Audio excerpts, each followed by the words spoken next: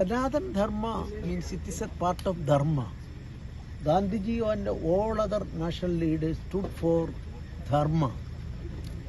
The word Dharma is not having equivalent meaning in English.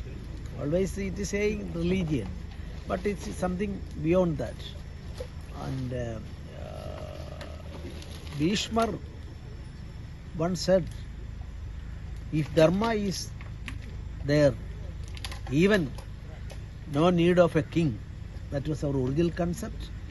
And through Dharma we will have to make a society. And against Dharma, Sanatan means permanent, India's culture and tradition. Not it has to be interpreted in any other form. So that is an unwanted dispute willfully made in southern part of India. That is unfortunate, unwanted, and these types of things I am requesting we will be nation first, religion and politics second. That should be the consideration. Thank you.